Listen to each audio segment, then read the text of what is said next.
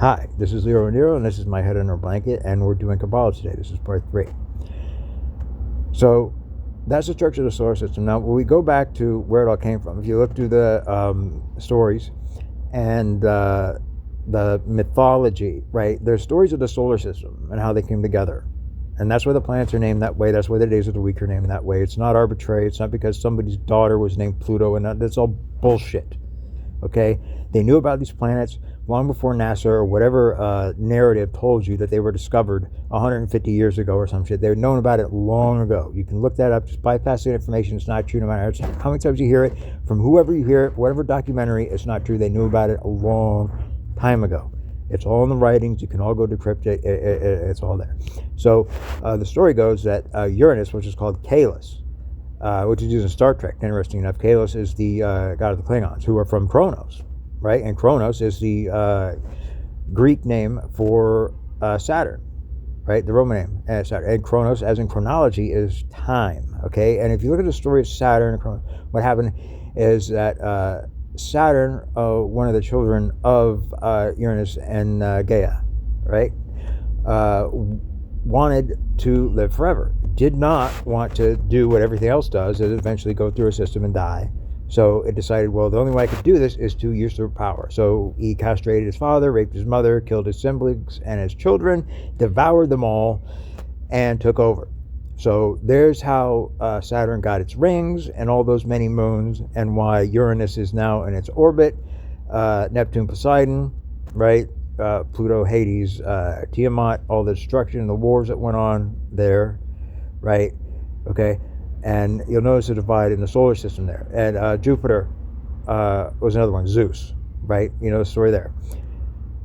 So Saturn creates time. Well, how does that work, right? Well, it creates linear time, because time is what separates us from the eternal, right? We're in linear time. Has a beginning and has an end. Moving in one direction doesn't stop. So eternal time is circular, right? So in this linear time, everything turns out to be squares and pyramids and Ponzi schemes, right? And that becomes where it's controlled and dominated, right? Saturn has a hexagon on its North Pole, which is a two-dimensional representation of a cube, right?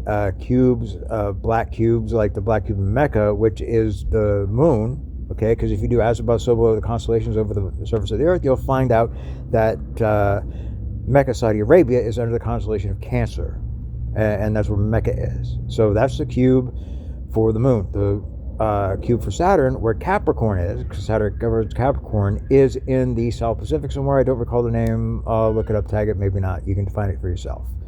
Okay, and it goes for the other ones too.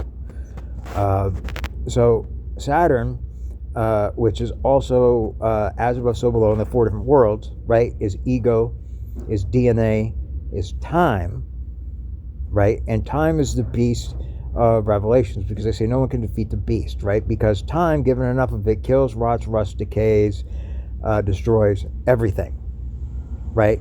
It's a charge. It's what's dividing us from the eternal. So no matter what happens here, if you're born into linear time, there's a beginning, so therefore it will have an end.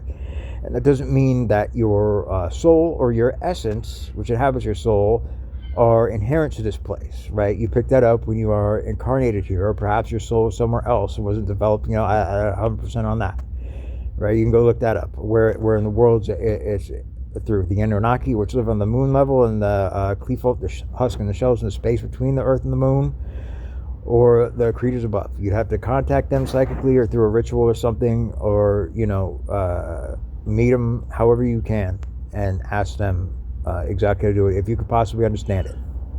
Okay, so Saturn, also known as Satan, right, is what is keeping us in this place through usage of the moon, right? Now, there's 3 major cults on the planet, right? The big 3 cults, right? There's a sun cult, a moon cult, and a Saturn cult. The sun cult is also a Pluto cult, which is called Christianity, because Jesus is the sun, the light of the world, the Son of God, and going through the great year, which is the sun's precession reversed through the zodiac signs in the ecliptic, which is 25,937 years. The sun right now is in the last decan of Pisces, which is the first going the way the year always goes, with the last going backwards, and it's about to enter Aquarius, right? So it's now governed by the third decan, which is the first decan, which is Neptune, the governing planet of the sign. The other two, going towards a normal year clockwise, would be the Moon, and then Pluto, Hades, are the other two deacons. So Hades, Pluto, right? The sun's going backwards. You got Hades, Pluto. There's Jesus, the Moon, Muhammad, Mecca, and now we're coming into the time where the next one's going to create, right?